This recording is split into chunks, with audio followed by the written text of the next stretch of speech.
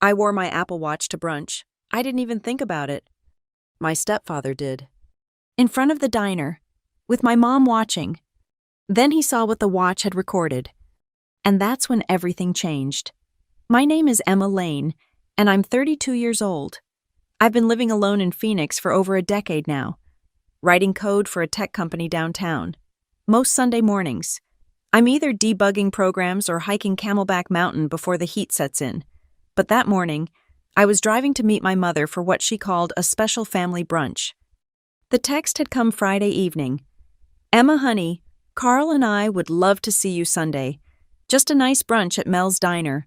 Please come. It's important. I should have known better. Nothing involving Carl was ever just nice. The parking lot at Mel's was half empty when I pulled in. The Arizona sun already brutal at 10 in the morning. I spotted Mom's silver Honda near the entrance. As I locked my car, I glanced at my Apple Watch, a recent purchase I'd justified as a fitness tracker. The heart rate monitor showed 72 BPM. Normal, calm. That would change. Mom was already standing by the diner entrance, wearing that nervous smile she always had when Carl was involved. He stood beside her, arms crossed, studying the menu posted on the window like it held military secrets. Carl had been out of the Marines for 20 years, but he still carried himself like he was ready for inspection. Emma, Mom's voice pitched higher than usual. You made it. I hugged her, feeling how thin she'd gotten. Her flowered dress hung loose on her shoulders. Of course I made it, Mom. Carl didn't turn around. We've been waiting 15 minutes. I'm actually 5 minutes early, I said, checking my watch again. That's when he noticed it. His eyes locked onto the device on my wrist, and something shifted in his expression. That new, got it last month. Those things record everything, don't they? Conversations, heartbeats. Probably your thoughts too, if Apple could manage it. His laugh had no humor in it. It's just a fitness tracker, Carl. Mom touched his arm. Should we go inside? I'm getting hungry. In a minute. He was still staring at my watch. Does it record audio? Only if I tell it to. I kept my voice neutral, a skill I'd perfected over years of dealing with him. Why? Just wondering what kind of surveillance you're bringing to a family meal. Carl, please, Mom said. Let's just have a nice brunch. He finally looked away from my wrist. You go ahead. Sandra, get us a table. I need to ask Emma something about her car. She's parked crooked. I wasn't parked crooked, but Mom was already disappearing through the diner door, eager to avoid whatever was coming. She'd gotten good at strategic retreats over the years. The moment the door closed behind her, Carl's demeanor changed. The fake casual interest vanished, replaced by something I recognized from my teenage years. The real Carl, the one Mom pretended didn't exist. I don't know what game you're playing, he said, voice low and controlled. But you're not recording anything in there. I told you, it doesn't. Turn it off. He stepped closer. I could smell his cologne, the same sharp scent he'd worn since he married my mother when I was 12. Whatever recording app you've got running, turn it off. There's no app running. Carl, it's Sunday brunch. What exactly do you think I'm going to record? My heart rate was climbing now. 78 BPM, 82. The watch tracked it silently. You think I'm stupid? You show up here with your fancy job and your fancy gadgets, looking down on us, looking down on me? His hand shot out and grabbed my wrist, the one with the watch. I said turn it off. Let go. I tried to pull away, but his grip tightened. 20 years out of the military, but Carl still worked out religiously, still knew how to apply pressure to joints. Not until you turn off the recording. There's nothing to turn off. My voice came out louder than intended. A couple walking past glanced our way, then hurried on. Just another family dispute in a diner parking lot. Nothing to see here. That's when it happened, the sequence of events that would change everything. Though I didn't know it yet. Carl yanked me forward by the wrist, then shoved me back against someone's SUV. My shoulder hit the side mirror hard enough to send pain shooting down my arm. While I was off balance, his other hand came up fast, not a closed fist. but an open palm that connected with the side of my face hard enough to snap my head sideways. The slap echoed in the parking lot. For a moment, neither of us moved. My cheek burned. My wrist throbbed where he still gripped it. But what I remember most was the look in his eyes, not anger anymore, but satisfaction, like he'd been waiting years to do that. "There," he said, releasing my wrist. "Now we understand each other. You're going to go in there, have brunch with your mother, and keep your mouth shut. No recording, no attitude. Just smile and eat your eggs like a good daughter." He straightened his polo shirt and walked toward the diner, pausing at the door. "Fix your hair. You look like you've been in a fight." Then he was gone, leaving me standing against a stranger's car with my hand pressed to my burning cheek. My watch showed 124 BPM now. Fight or flight response. I chose neither. I just stood there, trying to process what had just happened. Carl had been controlling, manipulative, and psychologically abusive for 20 years, but he'd never hit me before, never crossed that line. My phone buzzed. A text from Mom. "Everything okay? Carl says you needed to move your car." I looked at my reflection in the SUV's window. My cheek was red, but it would fade before anyone asked questions. My hair was indeed messed up. I looked exactly like what I was, a woman who'd just been assaulted in broad daylight by her stepfather while her mother sat 30 feet away, pretending everything was fine. I straightened my hair, took a deep breath, adjusted my watch band where Carl had gripped it. Then I walked into Mel's diner for special family brunch, just like I'd been doing for 20 years. But this time was different.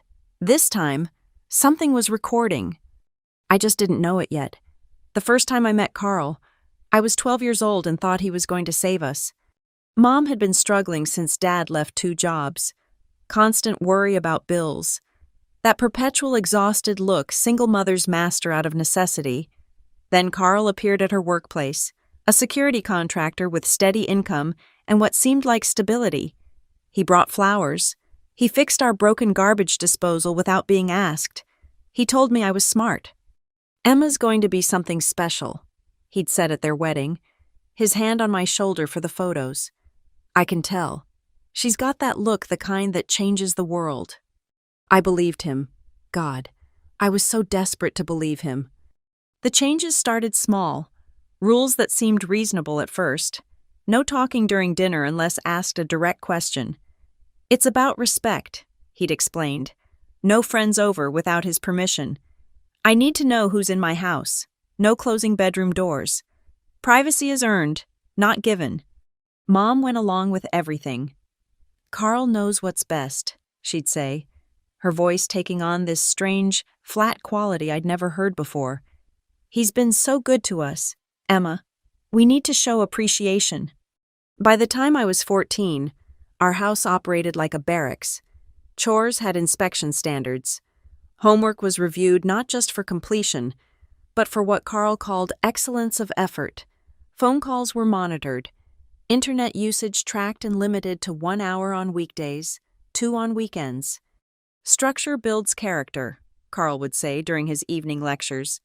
We'd sit on the couch, Mom and I, while he stood, explaining how the world really worked, how weakness invited exploitation, how discipline separated winners from losers, how grateful we should be that he cared enough to teach us these lessons. I started pushing back at 15, small acts of rebellion that felt monumental at the time, closing my door anyway, staying at the library an extra hour, joining the debate team without asking permission first. "You think you're clever," he'd said when he found out about debate team. Not yelling, Carl never yelled. His voice would get quieter when he was truly angry, forcing you to lean in to hear the threats. "But clever girls end up in trouble. Ask your mother." Mom had been standing right there, washing dishes. Her shoulders tensed, but she kept scrubbing the same plate over and over. "Sandra, tell Emma about clever girls." "Listen to Carl," was all she said. The plate was spotless, but she kept scrubbing. That's when I understood. This wasn't a partnership. This wasn't a marriage. This was something else entirely. And Mom had disappeared inside it so gradually that I hadn't noticed until she was gone. The psychological warfare escalated through high school. Nothing that would leave marks. Nothing that would alert teachers or counselors. Just a steady erosion of self-worth disguised as concern. That outfit makes you look desperate. Your friend Rachel seems troubled. I don't think you should spend time with her. Your grades are slipping. A 94 is not an A. I expect better. You laugh too loud. Men don't respect women who cackle. Each criticism came wrapped in false concern, delivered with that particular tone that made you question whether you were overreacting. Maybe he was right. Maybe I was too sensitive. Maybe I should be grateful someone cared enough to point out my flaws. Mom became his echo. Carl's just trying to help you succeed. Carl wants what's best for you. You know how Carl is. He shows love differently. By senior year, I'd learned to be invisible. Keep your head down. Don't argue. Count the days until college. I applied to schools at least 500 miles away, using the library computer so Carl couldn't track my searches. When I got into Arizona State, Carl took credit. See what proper discipline achieves, he'd announced at dinner. You're welcome. I left for college at 18 and never truly came back. Oh, I visited. Holidays, mostly. Quick weekend trips when Mom's health scares demanded it. But I built my life carefully outside Carl's reach. My own apartment, my own career, my own bank accounts he couldn't access or monitor. The dynamic shifted once I had independence. Carl couldn't control me anymore, so he turned to manipulation, guilt, delivered through my mother. Carl's hurt that you didn't call on his birthday. Carl thinks you're ungrateful for everything he's done. Carl says successful children take care of their parents. The financial requests started 5 years ago, always filtered through Mom, always framed as emergencies. The roof leaked. The car needed transmission work. Mom's medication wasn't fully covered by insurance. Each time, I paid. Not for Carl, never for Carl, but for the woman who used to sing while she cooked, before she learned that Carl preferred silence. During visits, Carl would needle me with passive-aggressive comments. My job was playing with computers. My apartment was wasteful for one person. My lack of a husband meant I was probably too picky. Each jab calibrated to wound but not enough to justify confrontation. You're so sensitive, he'd say if I reacted. I'm just joking. Sandra, tell her I'm joking. And Mom would nod, that empty smile fixed on her face. He's just joking, honey. I developed strategies, short visits, public meetings, always have an exit plan. Never be alone with Carl. Never engage with the provocations. Just smile, nod, pay whatever they needed, and leave. It worked for years. I thought I'd found a sustainable balance supporting Mom while maintaining safe distance from Carl. I could handle the comments. I could handle the manipulation. I was an adult now. With my own life he couldn't touch. I thought I'd escaped. But trauma doesn't work that way.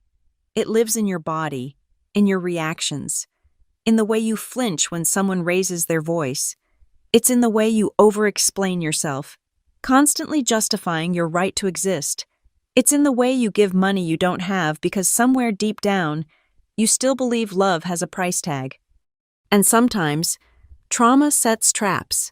It tells you that you're overreacting, that you're too sensitive, that families are complicated, and this is just how yours works. It whispers that you should be grateful after all. He never hit you. Until he does. Standing in that diner, watching Carl cut his eggs with military precision, while Mom chattered nervously about her garden. I pressed my tongue against my teeth to keep from screaming. My cheeks still burned. My wrists still ached. But I sat there, playing the role I'd perfected over 20 years. The good daughter, the grateful one, the girl who knew her place. Emma's doing so well at work, Mom was saying. Aren't you? Honey, tell Carl about your promotion. I looked at Carl. He was watching me over his coffee cup, waiting to see if I'd comply, testing whether that slap had achieved its purpose.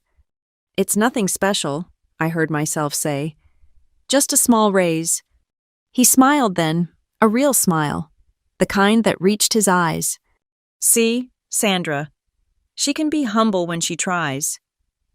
The drive home from Mel's diner felt like swimming through molasses. Every red light gave me too much time to think, to replay that moment in the parking lot. My cheek had stopped burning, but I could still feel the phantom weight of Carl's hand. I made it to my apartment complex before the shaking started. Delayed reaction, probably. My hands trembled as I tried to get the key in the lock.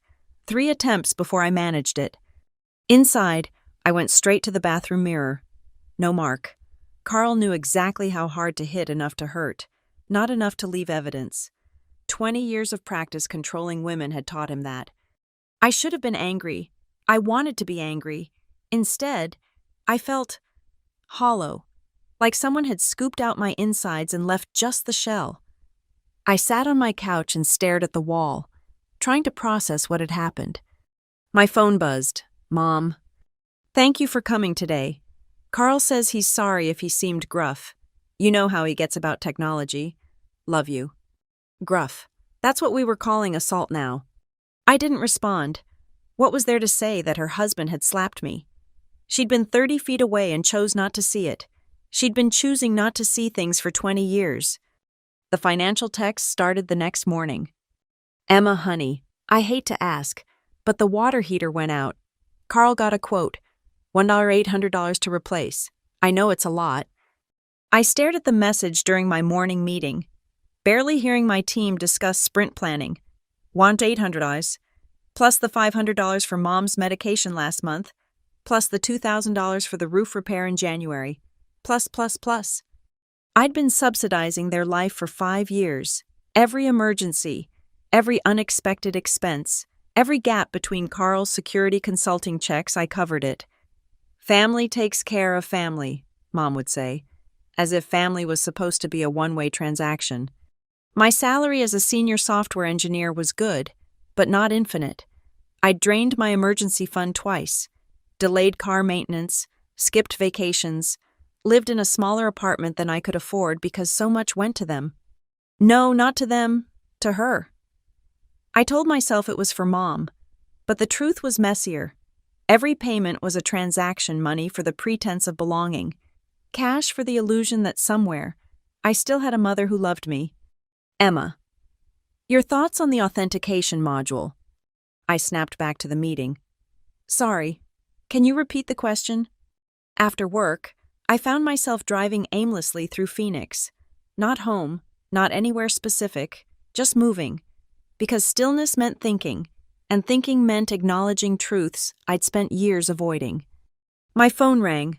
Rachel, my best friend since middle school, one of the few relationships that survived Carl's attempts at isolation. Hey, stranger, haven't heard from you since last week. How is the family brunch? Fine, I lied automatically. Bullshit. You sound weird. What did Carl do? Rachel knew. She'd always known. She'd watched the light dim in my eyes through high school, tried to convince me to report him to someone, anyone, but report what strict house rules. Harsh words. The systematic destruction of a teenager's self-worth wasn't illegal. Just the usual, I said. Emma. Her voice carried 20 years of worry. You know you don't have to keep doing this, right? You don't owe them anything. She's my mom, Rach. No, your mom was the woman who taught you to ride a bike and made Halloween costumes from scratch. That person is gone. What's left is Carl's puppet. The truth of it hit like cold water. He hit me. Silence, then what? In the parking lot, he slapped me. I'm coming over. Now? No, I'm fine. I'm coming over. She hung up. 30 minutes later, she was at my door with wine and rage. We're calling the police, she said, not even waiting to get inside. And say what my stepfather slapped me once, no witnesses, no marks. They'll laugh me out of the station. Then we're telling your mom. She was there, Rach, inside the diner. But she was there. She knows who Carl is. She's always known. We sat on my couch, passing the wine bottle between us. Rachel had been there for all of it, the slow transformation of my mother, the escalating control, my escape to college. She'd celebrated when I got my first apartment, my first job, my first promotion, all the milestones that meant I was free. Except I wasn't free. I was still that 12-year-old girl, desperate for approval from people incapable of giving it. "You need to cut them off," Rachel said. "Completely. No more money, no more visits, no more pretending this is normal." "I can't abandon her." "She abandoned you first." The words hung between us, true words, painful words. My phone buzzed. Another text from Mom about the water heater, then another about how Carl was stressed about work, how I shouldn't take things personally, how family forgives. "Look at her," Rachel said, reading over my shoulder. "She's not even asking if you're okay. It's all about Carl's feelings, Carl's needs, Carl's version of events." She was right. In all the messages, not one asked how I was. Not one acknowledged that something had happened in that parking lot. The slap had been erased from history, filed away with all the other things we didn't talk about. I thought about the money, nearly $30,000 over 5 years, enough for a house down payment, enough for the European trip I'd always dreamed of, enough for 100 things I'd denied myself because family takes care of family.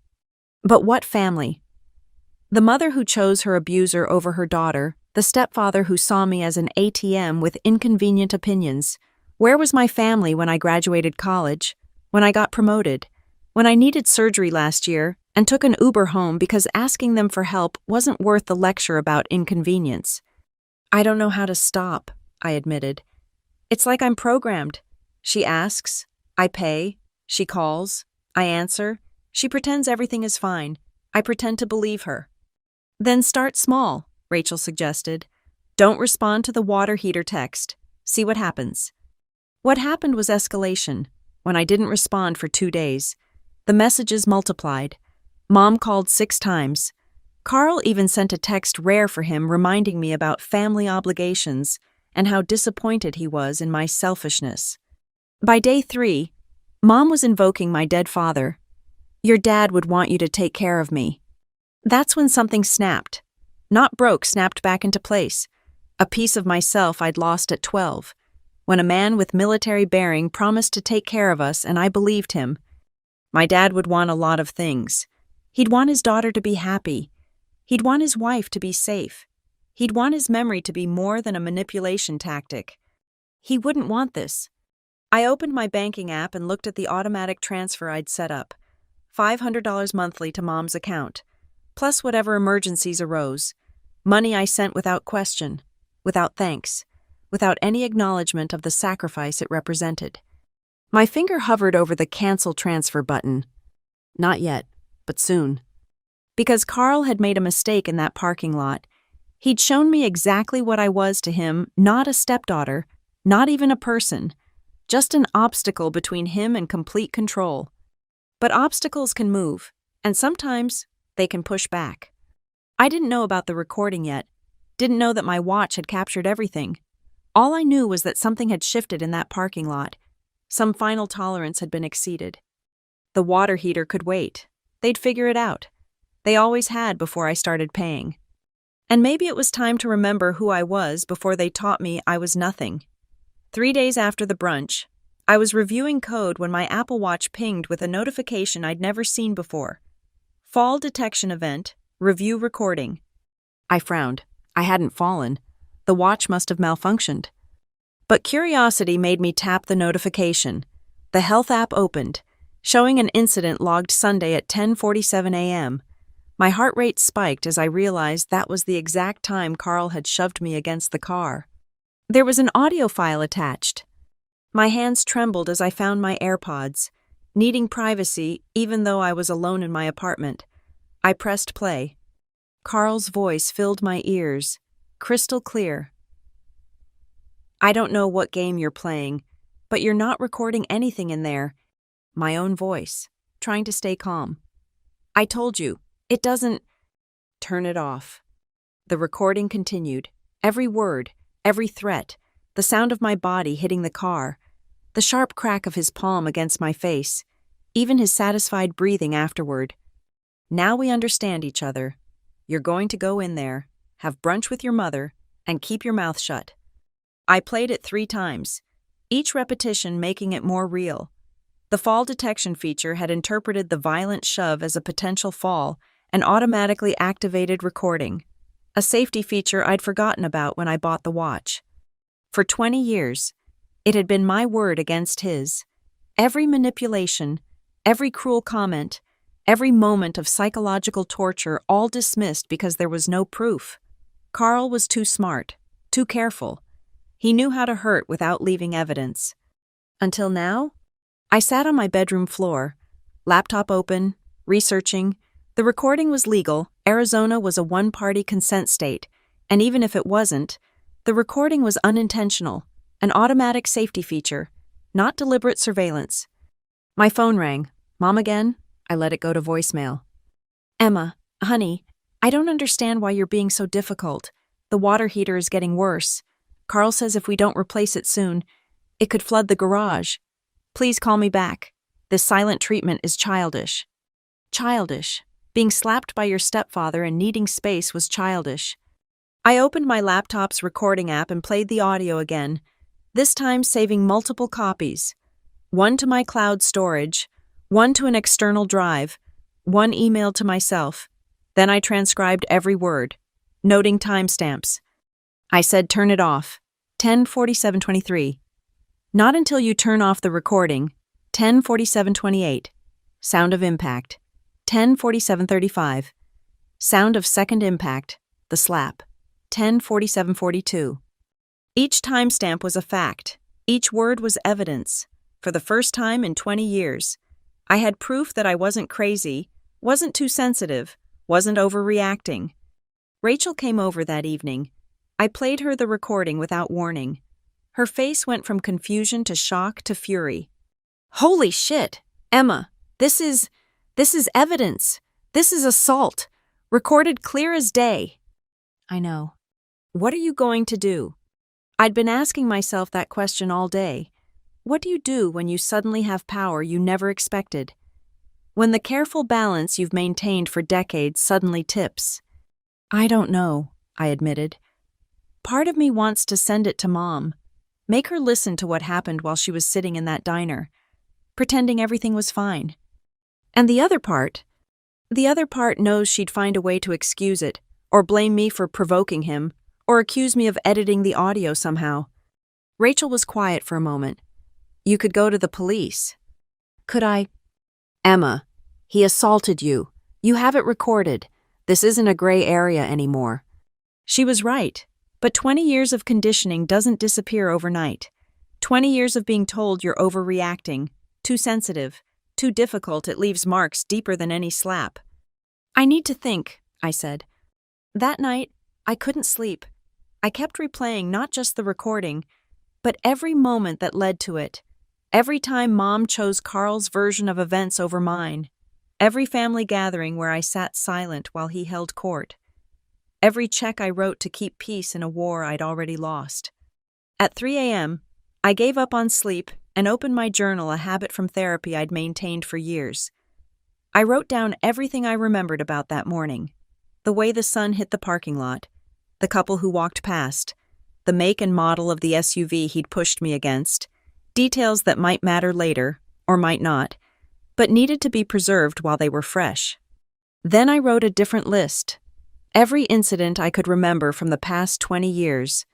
The time he threw away my acceptance letter to Berkeley because California would give me ideas. The way he'd stood outside the bathroom door when I showered as a teenager.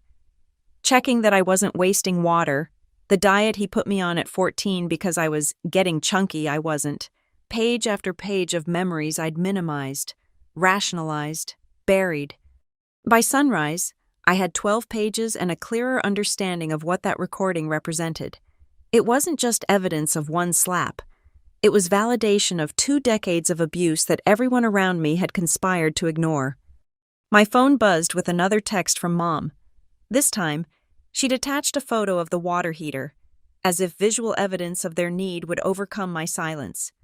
I looked at the photo, then at my journal, then at my laptop where the audio file waited. 3 different kinds of evidence, 3 different truths. The water heater was real. Their need for money was real. But so was that slap. So were 20 years of Carl's control. So was my mother's complicity. I opened a new document and started typing.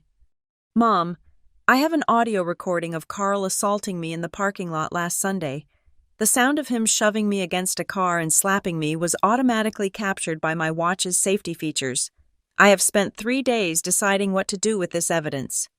I stared at the words, cursor blinking. Did I want to send this? Did I want to open this door? My phone rang. Rachel, checking in. Have you decided anything? She asked. I'm writing an email to my mom, telling her about the recording. And I don't know if I'll send it. Once I do, everything changes. There's no going back to pretending. Emma, Rachel said gently, you can't go back anyway. He hit you. That's not something you can unknow. She was right. The moment Carl's hand connected with my face, our careful family fiction had shattered. The recording just meant I had the pieces in my hand. I kept typing. I am done pretending that Carl's behavior is acceptable.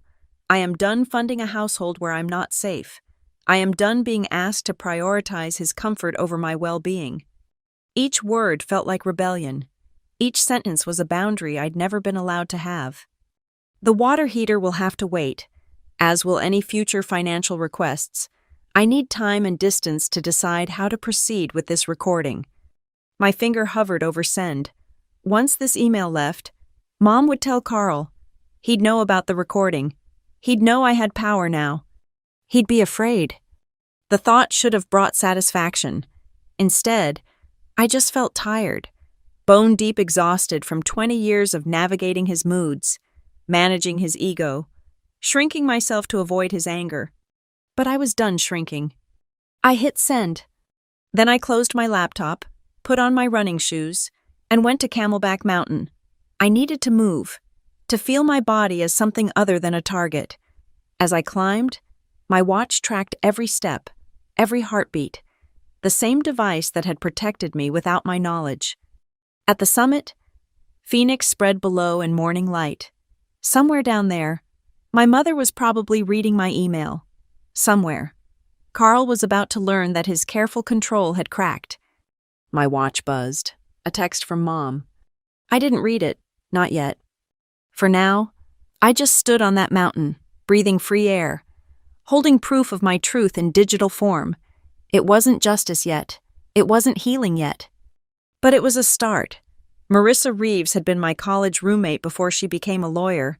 We'd stayed close through law school, her and coding boot camps me, through her wedding and my breakups, through her partnership track and my promotions.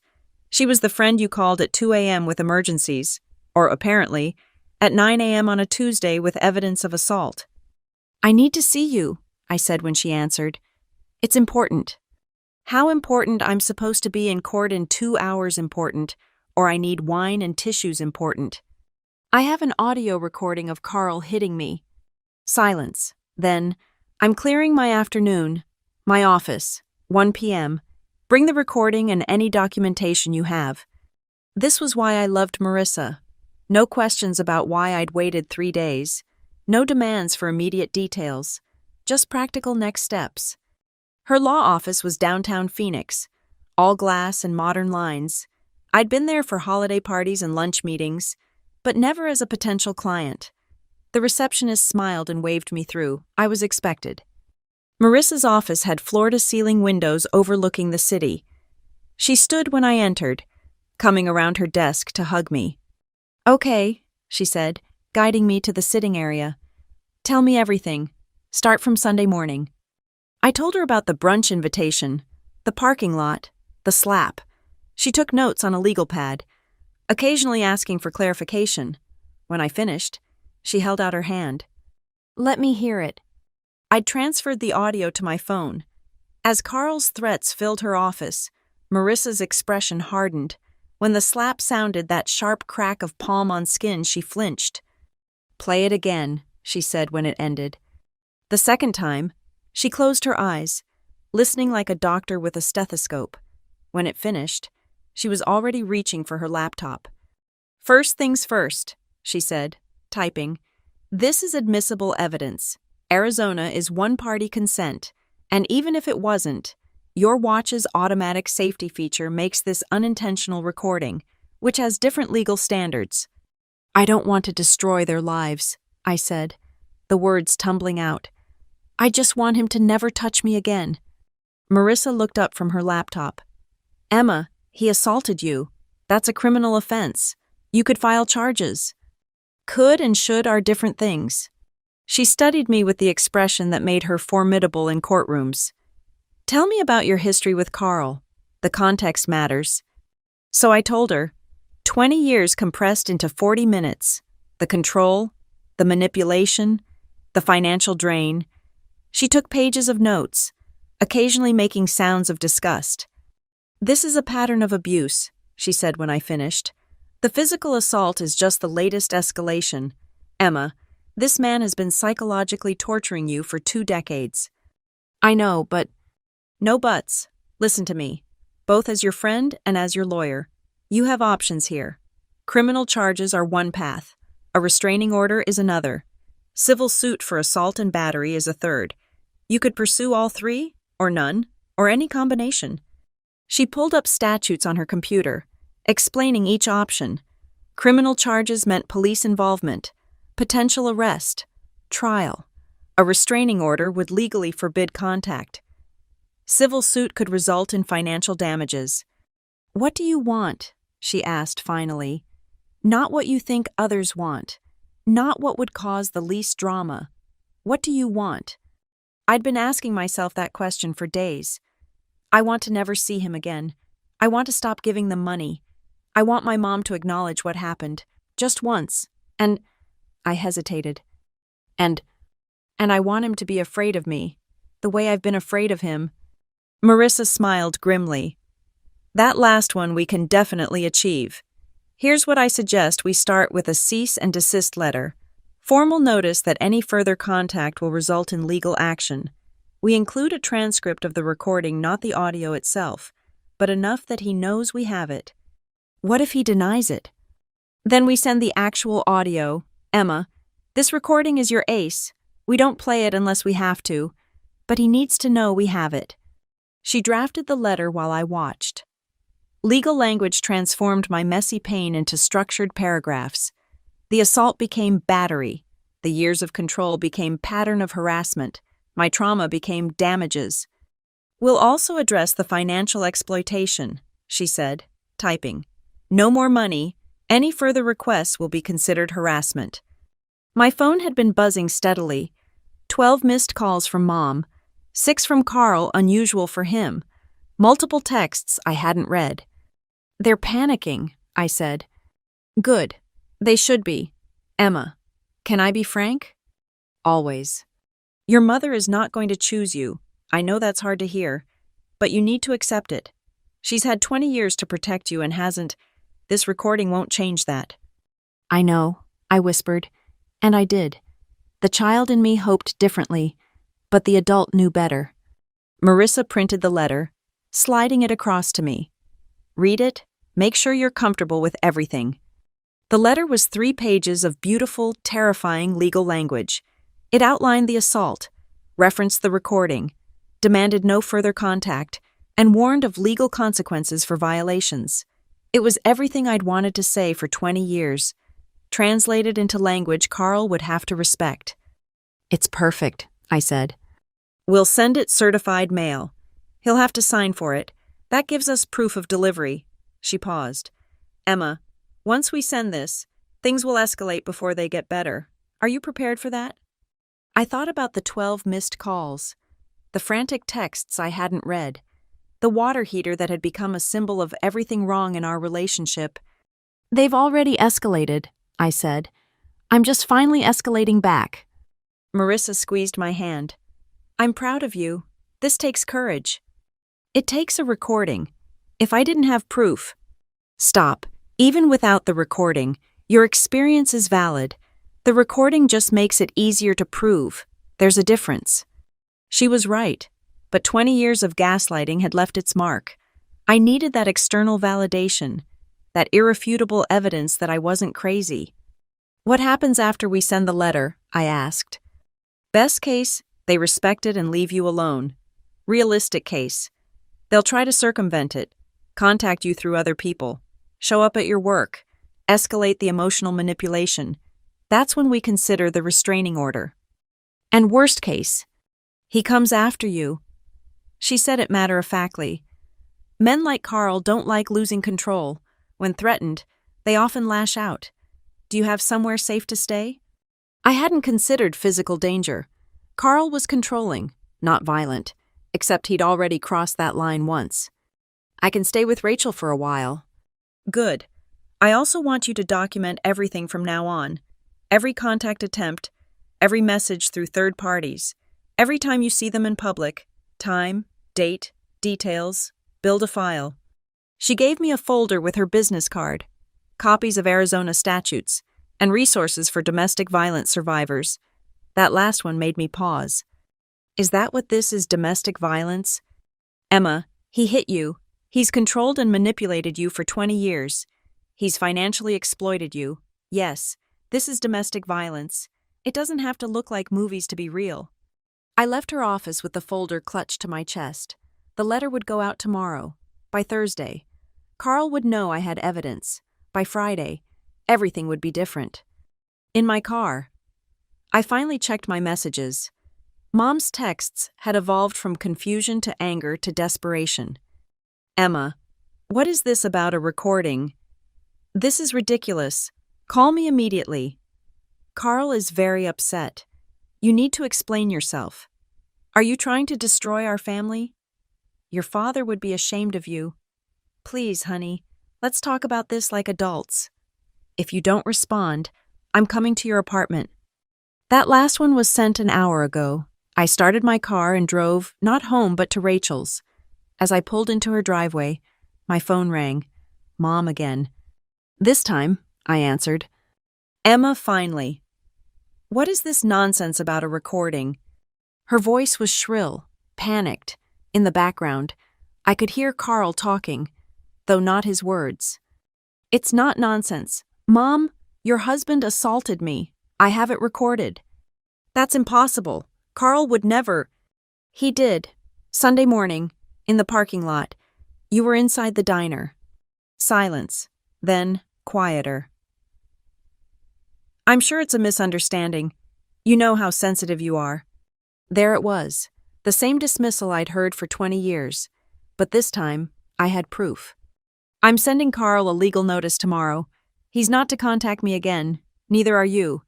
Unless you're ready to acknowledge what happened. Emma, you can't. I hung up. Then I blocked her number. Then Carl's. Then I sat in Rachel's driveway and cried, not from sadness, but from relief. For 20 years, I'd been waiting for permission to protect myself, waiting for someone else to validate my experience, to say yes. That's abuse. You can leave now. The recording gave me that permission, but really, I'd always had it. I just needed to believe I deserved to use it. The certified letter was delivered on Thursday at 2:47 p.m. I knew because I'd been obsessively checking the tracking number. Carl had signed for it himself, his signature captured digitally, proof he couldn't deny receiving it. By 3:15 p.m., my work phone was ringing. I stared at it, recognizing the pattern. They couldn't reach my cell, so they'd looked up my office number. The caller ID showed Mom's name. I let it ring. Problems, my coworker Jason asked from the next cube. Family stuff, I said, trying to sound casual as the phone rang again. Take your time if you need to step out. But I didn't step out. I had code to review, a life to live, boundaries to maintain. The phone rang 6 more times that afternoon. I documented each call in the file Marissa had started Thursday 3:15 p.m., 4:45 p.m., 7 calls to work line from Sandra Reeves. That evening at Rachel's, I felt like a fugitive. She'd given me her spare room, insisting I stay as long as needed. We were eating takeout when the doorbell rang. We both froze.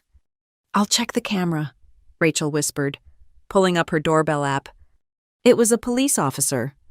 My heart hammered as Rachel answered the door. I could hear fragments of conversation, welfare check, concerned family, just need to verify. Rachel returned with the officer, a young woman who looked apologetic. Ms. Lane, your mother called in a welfare check. She's concerned you might be having a mental health crisis. Of course she did. Unable to reach me directly. She'd weaponized the police. Classic Carl tactics. Probably used the system to regain control. I'm fine, I told the officer. I've cut contact with my family due to a recent assault. My lawyer has sent a cease and desist letter. Do you have any documentation of this? I showed her Marissa's business card and a copy of the letter. The officer scanned it, her expression shifting from routine check to understanding. I see. Well, you appear fine to me. I'll note that in my report. Do you want to file a counter-report for harassment? Not yet, I said, but thank you. After she left, Rachel poured us wine. They called the cops on you. They actually called the cops. They're escalating. I pulled out my phone to text Marissa, then remembered something. Wait, how did they know I was here? We figured it out quickly. My car in Rachel's driveway. Carl had probably driven by my apartment. Not found me. Then checked the logical places. Rachel's house was on a short list. You need to be careful, Rachel said. If he's driving around looking for you. She didn't finish, but I understood. Men like Carl didn't handle rejection well. Friday morning brought a new development. My personal email. The one I hadn't given my family contained a message from an address I didn't recognize. The subject line. Please read. From someone who understands. Against my better judgment, I opened it. Emma, you don't know me, but I was married to Carl before your mother. I heard through mutual acquaintances about your situation. I believe you. He was the same with me. Though it never got physical, the control, the manipulation, the financial abuse, all of it. I left after 3 years, but not before he destroyed my credit and alienated me from my family.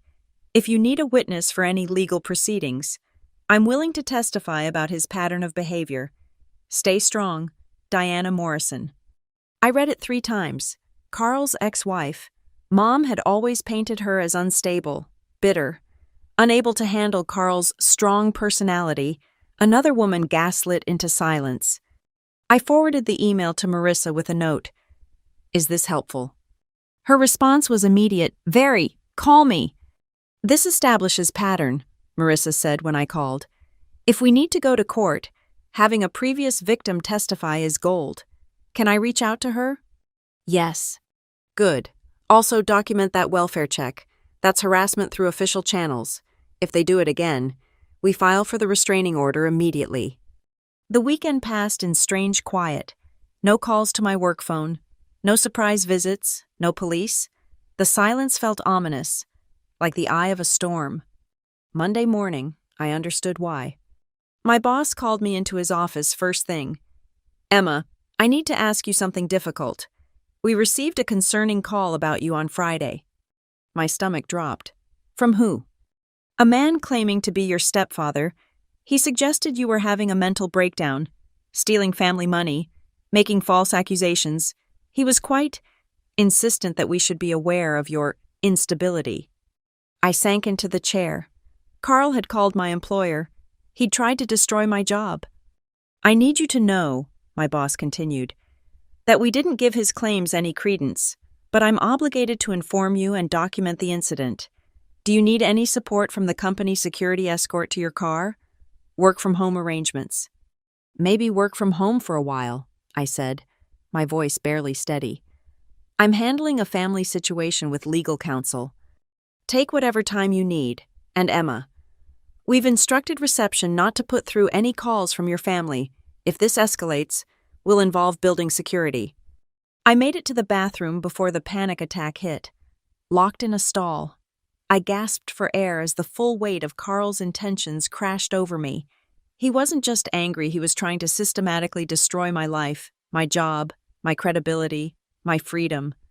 This was war. I called Marissa from the bathroom. He called my employer, tried to get me fired. That's it. We're filing for the restraining order today. This has crossed into clear harassment and stalking behavior. Can you come to my office? I'll be there in an hour. Emma, bring the recording. We're going to need it. The restraining order paperwork was extensive. Marissa helped me detail 20 years of abuse, the recent assault, the escalating harassment. We attached the cease and desist letter, documentation of the welfare check, my boss's statement about Carl's call. "Now for the evidence," Marissa said. "Are you ready to make this official?" I connected my phone to her laptop and transferred the audio file. Hearing it again in her office, Carl's threats, the impact, the slap felt different now. It wasn't just proof of one moment. It was evidence in a legal proceeding that would become part of public record. "Once we file this, there's no going back," Marissa warned. "The court will hear this recording.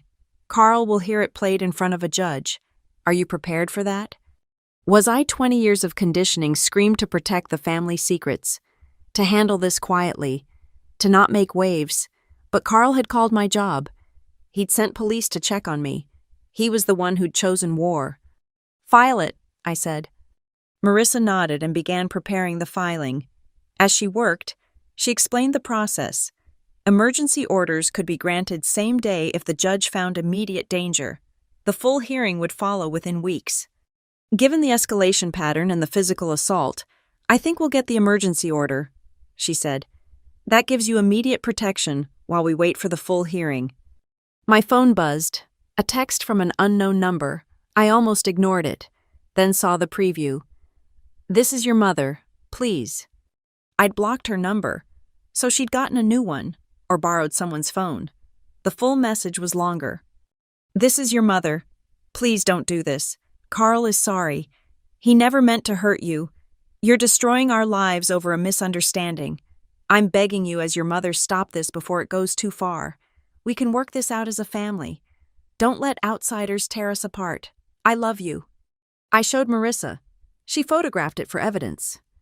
"Classic abuse dynamics," she said. "Notice how she frames you as the aggressor. You're destroying their lives. The assault is a misunderstanding, and outsiders, that's me and anyone else who might support you, are the real problem." She was right. Even faced with evidence of Carl's violence, Mom was still choosing him, still making me the villain for refusing to be victimized. "Add this to the filing," Marissa asked. "Yes." By noon, we were at the courthouse. The emergency hearing was brief, 15 minutes in front of a judge who'd seen too many domestic violence cases. Marissa presented the evidence efficiently. The recording played in the quiet courtroom, Carl's threats echoing off institutional walls. The judge barely hesitated. "Emergency protection order granted. The respondent is prohibited from any contact with the petitioner, directly or through third parties. Minimum distance of 500 feet.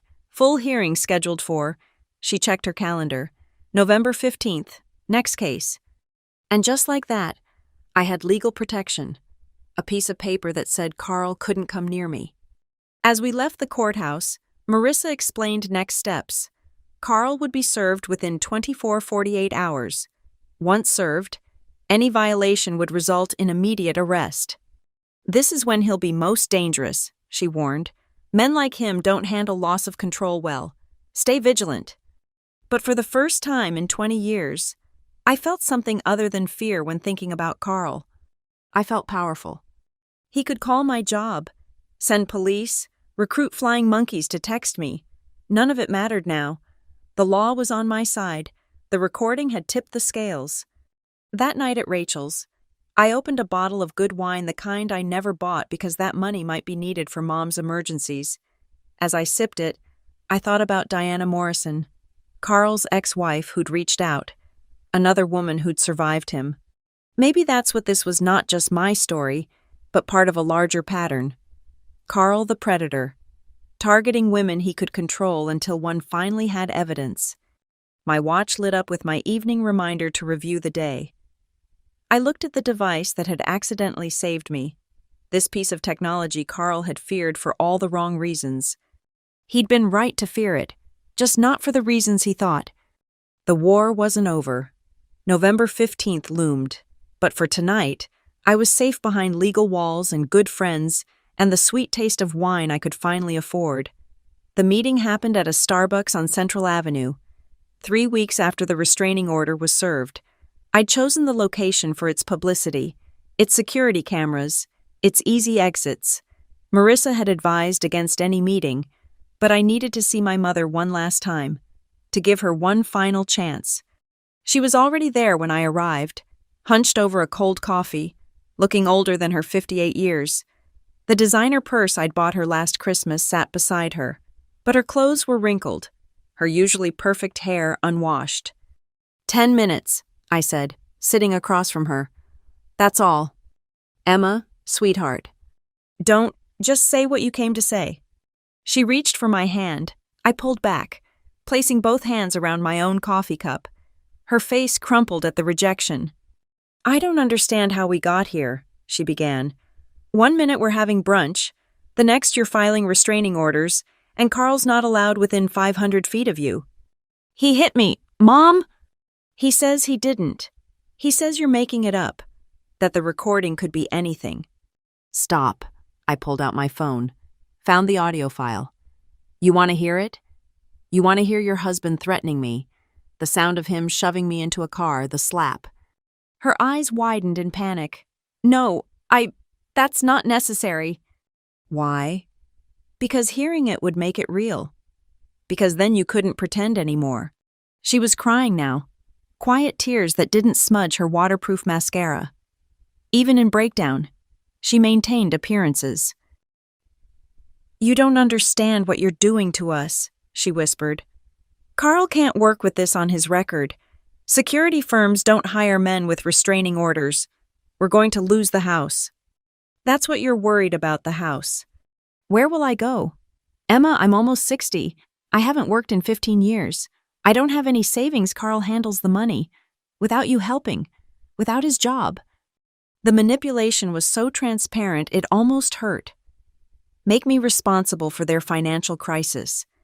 Guilt me into dropping charges to save her from consequences of her own choices. Where was this concern for my well-being when I was 12? I asked, when he made me sit in silence at dinner, when he monitored my showers, when he threw away my college acceptance. He was trying to give you structure. When he told me I laughed too loud, when he said I was getting fat, when he isolated me from friends. My voice was rising. Other customers were starting to look. Where were you, Mom? I was there. I was always there. No, Sandra was there. Mom disappeared the day she chose Carl over her daughter. She flinched like I'd slapped her. Good. Maybe physical metaphors were all this family understood. That's not fair. I love you. Everything I did was for you. To give you a stable home. A stable home? Is that what you call it? I have PTSD, Mom, actual diagnosed PTSD, from growing up in that house. I've been in therapy for 5 years trying to undo what you let him do to me. I didn't know. You knew. The words came out flat. Certain. You knew every time you told me to not upset Carl. You knew when you made excuses for his behavior. You knew when you stood in that diner while he was outside hitting me, and you pretended everything was fine. She shook her head frantically. I didn't know he was going to... Yes, you did. Some part of you knew exactly what he was capable of. That's why you went inside. That's why you've gone inside every time for 20 years. Because if you don't see it, you don't have to do anything about it. What was I supposed to do? Her voice cracked. Leave with no money, no job, nowhere to go. At least with Carl, you had a roof over your head. Food, stability. I would have rather lived in a car with a mother who protected me than in a house with one who didn't. The words hung between us. Truth has weight, and this one was heavy enough to break something. I watched it happen the moment she realized I meant it, that I would have chosen poverty with love over comfort with abuse. I did the best I could, she said finally. The default defense of every parent who knows they failed. No, you did what was easiest for you. There's a difference. She was sobbing now, ugly crying that drew stares and whispers. Part of me wanted to comfort her. 20 years of training said to apologize, take it back, make it better. But I thought about 12-year-old Emma, waiting for someone to save her, learning that no one would... I need money, she said suddenly, desperately. Just this last time. The lawyer fees. The house payment, we're drowning. If you ever loved me, please. And there it was. The real reason for this meeting. Not reconciliation, not understanding, not even goodbye. Just one more transaction. No. Emma, please, I'm your mother. My mother died when I was 12. You're just the woman who let Carl raise me. I stood to leave. She grabbed my wrist, the same one Carl had grabbed in the parking lot. I looked down at her hand, then up at her face. Let go. She held on tighter. You can't just abandon me. I'm your family. Family doesn't hit family. Family doesn't choose abusers over children. Family doesn't call the police for welfare checks when they don't get their way. That was Carl's idea. Everything is Carl's idea. Carl's rules, Carl's anger, Carl's needs. When do you have your own ideas? Mom. When do you choose something that isn't Carl? I pulled my wrist free. She slumped back in her chair, looking smaller than I'd ever seen her. I chose him because I loved him, she whispered. And you kept choosing him even when he hurt me. That's not love, Mom. That's cowardice. I turned to leave, then stopped. One more thing needed to be said. I'm not going to the full hearing. Marissa will represent me. The restraining order will probably become permanent. Carl will likely lose his security clearance. You'll probably lose the house. And none of that is my fault or my responsibility. How can you be so cold? You taught me. 20 years of watching you choose your comfort over my safety. 20 years of being told my feelings didn't matter. 20 years of being gaslit into silence. You created this version of me, Mom, the one who can walk away. I left her crying in Starbucks. As I walked to my car, my phone buzzed with a notification from my banking app. The automatic transfer to Mom's account, the one I'd never quite canceled, was scheduled for tomorrow. I opened the app and deleted the transfer. Then I went a step further and closed the joint account we'd opened when I was 18, the one she still had access to, for emergencies. $4,000 sat in it, my emergency fund she could tap. Not anymore. The account closure was instant. The money transferred to my sole checking, $4,000 that had been earmarked for their emergencies, now back in my control. My phone rang immediately. Mom. She must have gotten an alert about the account. I didn't answer. There was nothing left to say. That night, I sat with my laptop and wrote her a letter. Not to send, but for me. For the 12-year-old who'd needed someone to say these things. Dear Mom, I loved you completely. The way only children can love without conditions or reservations. That love survived years of watching you choose him. It survived your silence when I needed your voice. It survived your betrayal when you looked away. But love isn't enough when it only flows one direction.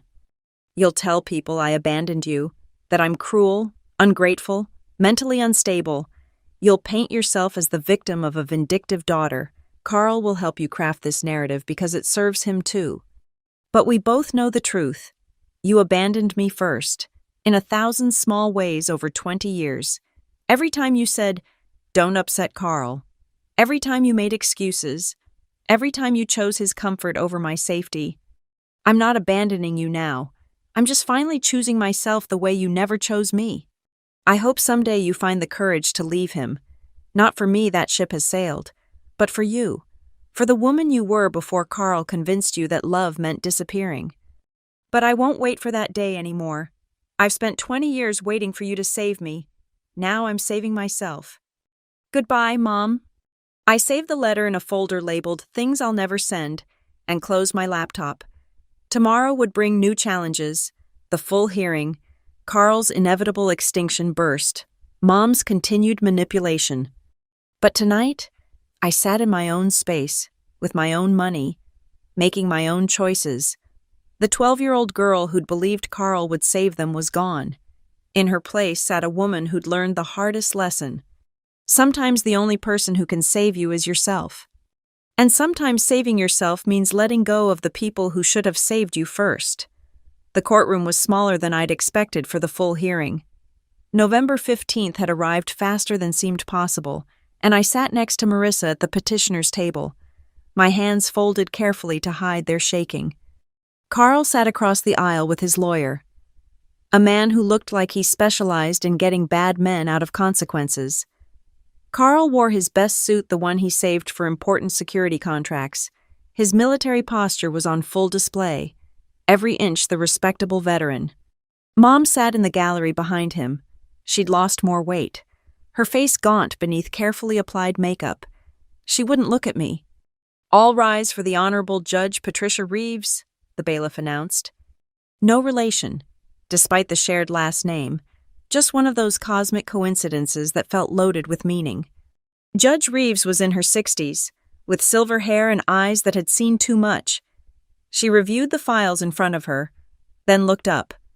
"We're here for the permanent protection order hearing in the matter of Emma Lane versus Carl Brenner. Ms. Crawford, you may present your case."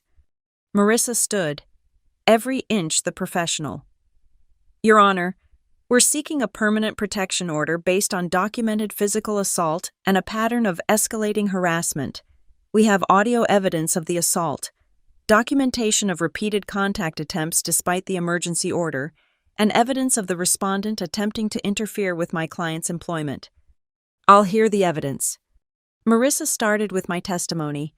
I'd practiced this, but sitting in that witness chair, speaking into the microphone, felt surreal. "Please state your name for the record." "Emma Lane." "Ms. Lane, can you describe your relationship with the respondent?" "He's my stepfather. He married my mother when I was 12. "And can you describe the events of October 22nd? I told the story again.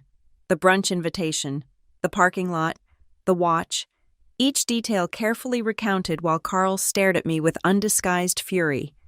"Was this the first time the respondent physically assaulted you?" "Yes, but there was a 20-year pattern of psychological abuse and control." Carl's lawyer objected. "Relevance, Your Honor. We're here about an alleged incident on October 22nd, not to litigate ancient history. Pattern of behavior is relevant to the necessity of a protection order," Judge Reeves ruled. "I'll allow it. Continue, Ms. Lane." So I continued. The rules, the isolation, the financial exploitation. Speaking it aloud in court, with a judge listening and a court reporter typing, made it real in a way therapy never had. "Now," Marissa said, "I'd like to play the audio evidence." The courtroom went silent as she connected her laptop to the court's audio system. Then Carl's voice filled the room. "I don't know what game you're playing, but you're not recording anything in there." My own voice responding, the sounds of struggle, the slap that seemed to echo even louder in the formal space. I watched the judge's face as she listened. Her expression didn't change, but her pen moved across her notepad. When it finished, Marissa submitted additional evidence, the cease and desist letter, documentation of Carl calling my employer, the welfare check, text messages from my mother sent from various numbers after I'd blocked her. "Your Honor," Marissa concluded, "the respondent has shown a clear pattern of escalation, from psychological abuse to physical assault to attempted destruction of my client's livelihood. We request a permanent protection order with maximum restrictions." "Thank you. Mr. Torres, your response." Carl's lawyer stood, adjusting his tie. "Your Honor, my client is a decorated Marine veteran with no criminal record. He's been a stable provider for his family for 20 years. What we have here is a family dispute that's been blown out of proportion. A family dispute that resulted in physical assault," Judge Reeves noted. "An alleged assault, Your Honor. The audio is unclear and could be interpreted multiple ways. My client maintains he was simply trying to check the watch Ms. Lane was wearing, concerned about privacy in his own home." "The incident occurred in a public parking lot, not his home," Marissa interjected. "Regardless," Torres continued, "this is a matter that should be resolved within the family, not through court intervention. Mr. Brenner is willing to agree to voluntary limited contact while the family works through counseling." "Is your client denying he struck Ms. Lane?" Judge Reeves asked directly. Torres hesitated. "My client recalls the interaction differently than Ms. Lane. There may have been incidental contact during a discussion about—" "That's a yes or no question. Counselor, did your client strike Ms. Lane?" "My client does not recall striking Ms. Lane." The judge turned to Carl. Mr. Brenner, you're not required to testify, but I'm curious. You don't recall whether you hit your stepdaughter? Carl stood slowly, his jaw tight. Your Honor, I may have made a gesture that she misinterpreted. Emma has always been sensitive. A gesture. The judge's tone was flat. Mr. Brenner, I've listened to the audio. What I heard was not a gesture. What I heard was a threat followed by physical violence. Do you have anything else you'd like to add? Carl's face flushed. That recording was made without my consent. I have a right to privacy. Arizona is a one-party consent state. Mr. Brenner, and regardless, the recording was made automatically by a safety feature, not deliberately. Anything else? She's trying to destroy my family, Carl burst out, his careful control finally cracking. 20 years I provided for her, gave her structure, tried to make something of her, and this is how she repays. That's enough. Mr. Brenner, his lawyer said quickly, but the damage was done. The real Carl had shown himself. Judge Reeves made more notes. I'd like to hear from Ms. Diana Morrison. I'd forgotten Diana was here. Carl's ex-wife walked to the witness stand, a small woman with steel in her spine. Her testimony was brief but damaging, the same patterns, the same control, the same escalation when challenged. She'd left before it became physical, but only just. He told me once, Diana said quietly, that the best way to control someone was to make them doubt their own reality, to be their only source of truth. He was very good at it. When all testimony was complete, Judge Reeves reviewed her notes. The courtroom was silent except for the whisper of paper. I've heard enough, she said finally. The audio evidence clearly documents physical assault. The pattern of harassment following the incident demonstrates a lack of respect for boundaries and legal orders. The testimony establishes a decades-long pattern of coercive control. She looked directly at Carl. Mr. Brenner, you are a man who has confused control with care, obedience with respect. Your actions toward Ms. Lane, both historical and recent, constitute a clear pattern of domestic abuse. Mom made a small sound from the gallery. Carl's face had gone from red to white. I am granting the permanent protection order. Judge Reeves continued. Mr. Brenner, you are prohibited from any contact with Ms. Lane, direct or indirect, including through third parties. You must maintain a distance of at least 1,000 feet. I'm increasing it from the emergency order. This includes her residence, workplace, and any other location she may frequent. Your Honor, Torres started, this will make it impossible for my client to maintain family. Your client should have considered that before assaulting his stepdaughter. The order is granted. Violation will result in immediate arrest and criminal charges. Do you understand, Mr. Brenner? Carl nodded stiffly. I need verbal confirmation. I understand. His voice was barely audible. Good. This order is permanent unless successfully petitioned for modification, which would require substantial evidence of changed circumstances. Given the severity of the assault and the pattern of abuse, I would not expect such a petition to succeed. She turned to me. Ms. Lane, you have the full protection of this court. If Mr. Brenner or anyone acting on his behalf contacts you, report it immediately. This order is enforceable across state lines. Thank you, Your Honor, I managed. Court is adjourned. The gavel came down with finality. I stayed seated as the courtroom emptied. Carl left first, his lawyer's hand on his arm, not looking back. Mom lingered, staring at me across the space. For a moment, I thought she might speak. Then she turned and followed Carl out. You did it, Marissa said quietly. It's over. But it wasn't over. It was just beginning. The rest of my life without them. Without the toxic dance we'd performed for 20 years. Without the financial drain. The emotional manipulation, the constant fear. Diana Morrison stopped at our table on her way out. You're brave, she said simply. Braver than I was. Don't let anyone tell you different. Outside the courthouse, Phoenix's November sun felt like blessing. I stood on the steps, breathing free air, holding the protection order paperwork that meant Carl could never touch me again. My phone buzzed. "Rachel, how did it go?" "I won," I texted back. Then, because that didn't feel like enough, we won. 20 years of silence had ended with one recording, one piece of evidence that made it impossible to deny, minimize, or explain away what Carl was. My Apple Watch showed my heart rate 72 BPM. Calm, safe. Finally safe. The text message came at 2:17 a.m., 3 days after the hearing. I'd finally moved back to my own apartment, feeling secure with the protection order in place. My phone was on silent, but the vibration against my nightstand woke me. Unknown number. I almost ignored it, then saw the preview, "You think you've won." Against my better judgment, I opened it fully. "You think you've won, but you've destroyed everything. Your mother cries every night. We're losing the house. I can't get work because of your lies. I hope you're satisfied with ruining the family that raised you. You were nothing before me and you'll be nothing after. Watch your back." My hands shook as I screenshot the message. The number wasn't Carl's. He was too smart for that, probably a burner phone or borrowed from someone. But the language, the tone, the implicit threat, pure Carl. I forwarded it to Marissa immediately, then called the police non-emergency line. The officer who took my report sounded bored until I mentioned the protection order.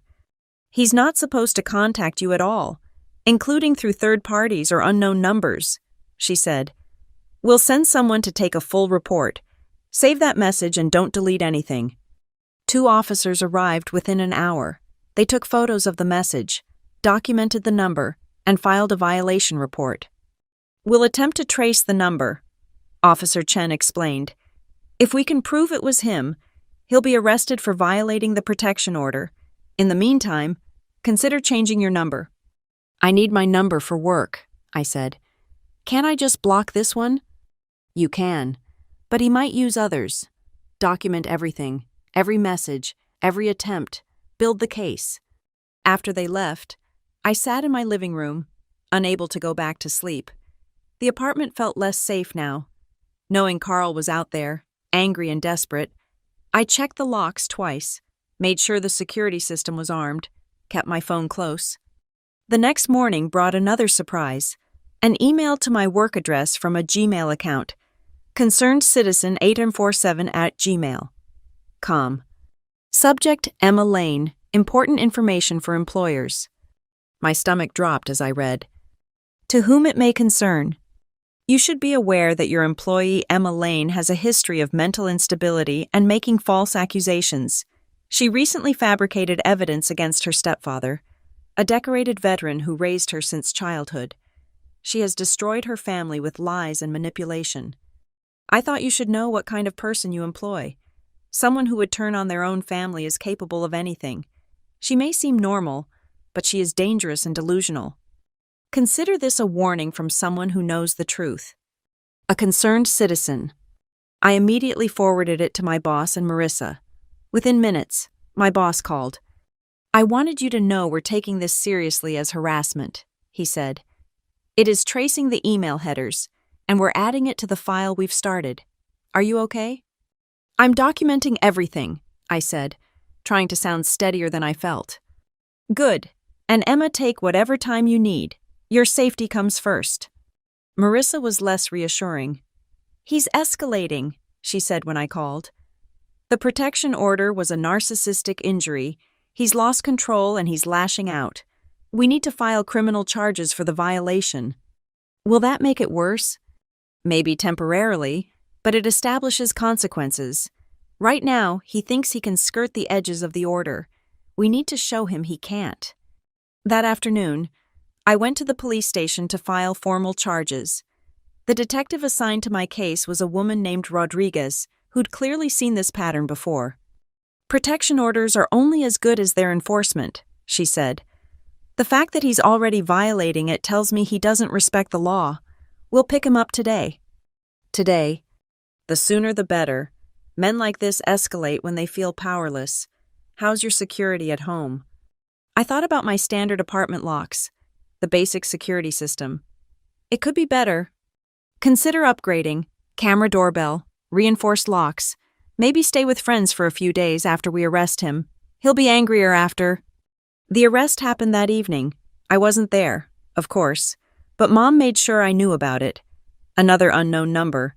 This time a voicemail. I hope you're happy. They arrested Carl at home, in front of the neighbors, in handcuffs like a common criminal. This is what you wanted, isn't it? To humiliate us? To destroy everything we built. You're not my daughter anymore. You're nothing to me. Nothing. Her voice was slurred, drunk, or medicated. I couldn't tell, but the words were clear enough.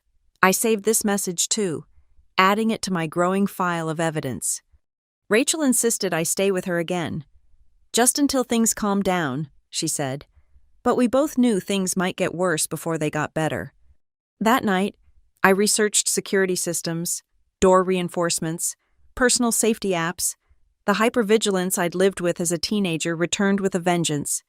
Every car that passed Rachel's house made me tense. Every unknown number on my phone sent my heart racing. Carl posted bail the next morning. Marissa called with the news. He's been released with conditions, no contact with you, directly or indirectly, no coming within 1,000 feet, electronic monitoring for 30 days. If he violates again, he stays in jail until trial. Trial. For violating the protection order, it's a criminal charge now. Emma, Class 1 misdemeanor, possibly aggravated to a felony if they prove the threatening nature of the message. He's facing up to a year in jail. A year? The number felt both too long and not long enough. What about Mom? She's not prohibited from contacting you, but any contact that seems directed by Carl could be considered a violation. Document everything. The next few days passed in a blur of hypervigilance and legal procedures. I worked from Rachel's house, installed new security apps on my phone, and checked my credit reports obsessively. Carl knew too much about my personal information. Then came the letter. It arrived at my office, hand-delivered by courier. No return address, but I recognized Mom's handwriting. Emma, by the time you read this, we'll be gone. Carl's lawyer says we should relocate too much damage to his reputation here. We're moving to Texas where his brother lives. I want you to know that I will never forgive you for this. You took a moment of frustration and turned it into a criminal case. You destroyed a good man who made one mistake. You chose revenge over family. I know you think I failed you as a mother. Maybe I did. But you failed me as a daughter. I needed you, and you abandoned me. Don't try to find us. You've made it clear you want nothing to do with us. The feeling is mutual now. I hope someday you realize what you've thrown away. When you're alone. When you have no family left. Remember you chose this. Sandra. Not Mom, not love, just Sandra. I read it twice, waiting for the pain that didn't come. Instead, I felt relief. They were leaving, moving across state lines where the protection order still applied, but where I'd never accidentally run into them, where I wouldn't have to worry about seeing Carl's truck in a parking lot or Mom at a grocery store. I showed the letter to Marissa. Keep it, she advised. If anything happens, it proves they left voluntarily, not because of harassment from you. They're already rewriting history. That night at Rachel's, we opened wine and ordered too much Thai food. How do you feel? She asked. I thought about it. How did I feel? My mother had disowned me. My stepfather wanted to destroy me. I was hiding at my best friend's house with a protection order and a criminal case pending. Free, I said finally. I feel free. It was true. For 20 years. I'd been held hostage by obligation, guilt, and misplaced hope. Now they were gone, not just physically, but emotionally. Mom had finally shown her true colors, choosing Carl definitively and completely. It hurt. Of course it hurt. But it was the clean pain of a broken bone finally being set, not the chronic ache of a wound that wouldn't heal.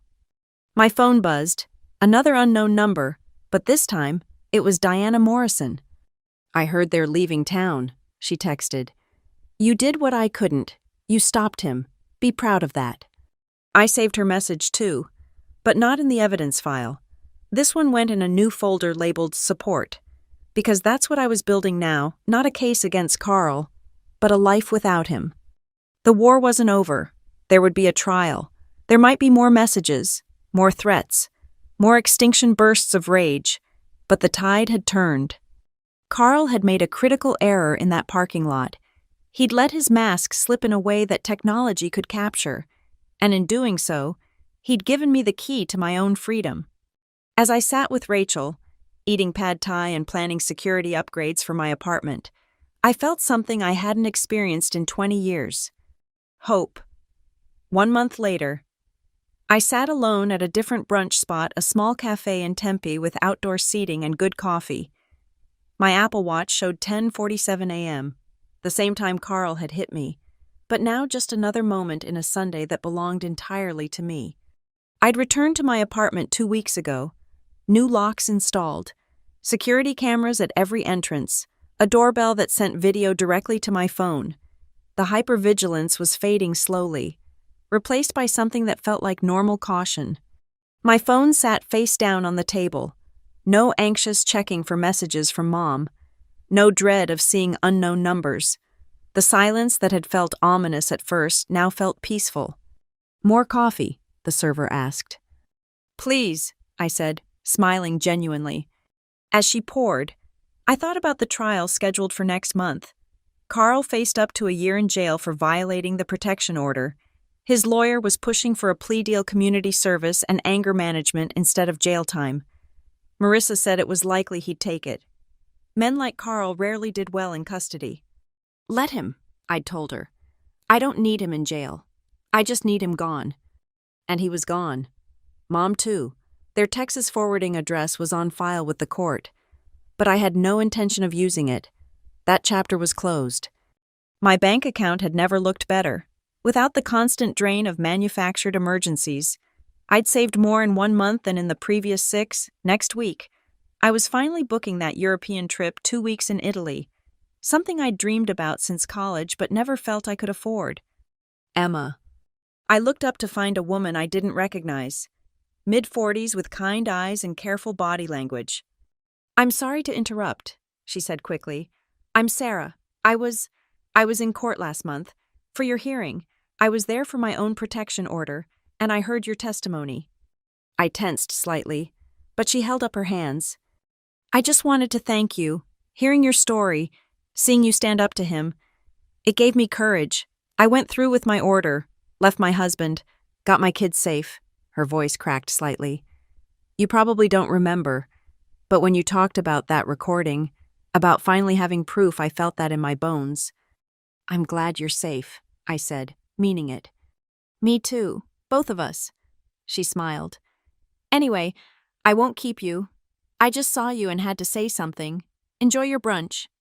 She walked back to her own table where 2 young children were coloring on paper placemats. Safe, free, starting over.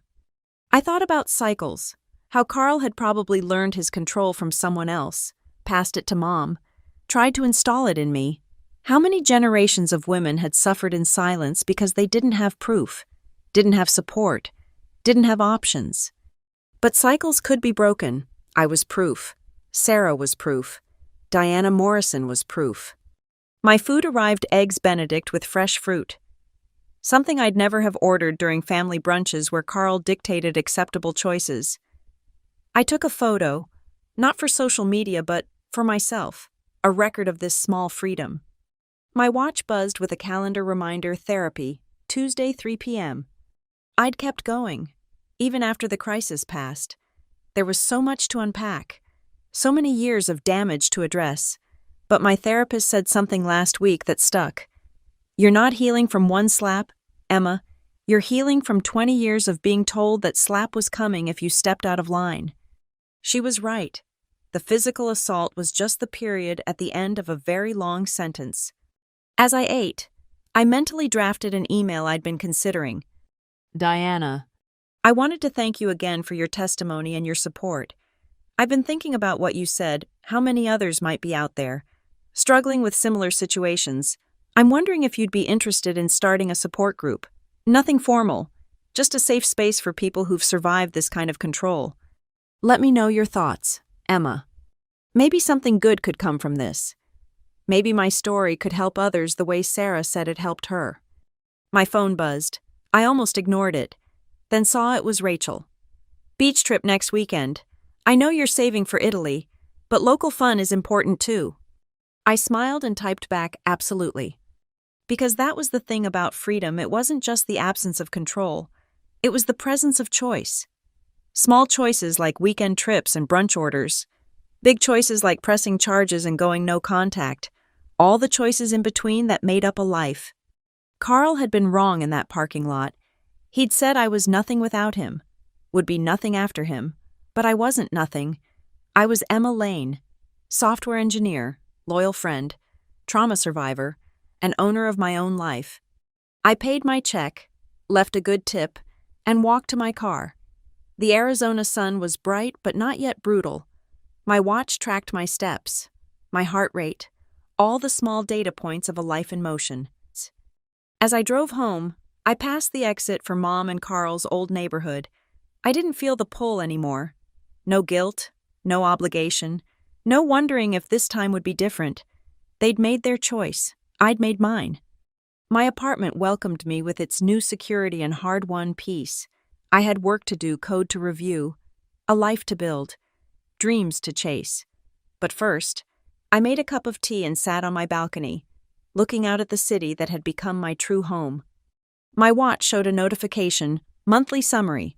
Your activity levels have increased 40% this month. Keep up the great work. I laughed, realizing it was true in more ways than one. My activity, physical, emotional, social, had all increased once I stopped carrying the weight of Carl and Mom's dysfunction. The future stretched ahead, uncertain but mine. There would be challenges, triggers, moments when the old programming tried to reassert itself, but I had tools now, boundaries, support, proof of my own strength. And I had something else, something Carl never counted on. The knowledge that I was worth protecting, even if I had to protect myself. Especially then. As the sun climbed higher over Phoenix, I raised my tea mug in a quiet toast to Diana, who survived him first, to Sarah, who found courage in shared truth, to Rachel, who never stopped believing me, to Marissa, who fought for me in court, and to 12-year-old Emma, who deserved better but grew up to claim it anyway. The notification on my watch had been right. Keep up the great work. I intended to. Thank you for listening to my story. I'd love to know where you're listening from. Drop a comment below and let's connect. Share our thoughts and experiences. If this story resonated with you, please subscribe to the channel and hit the like button. And if you want more people to hear this story, hit that hype button to help it reach those who might need to hear it. Your support means everything.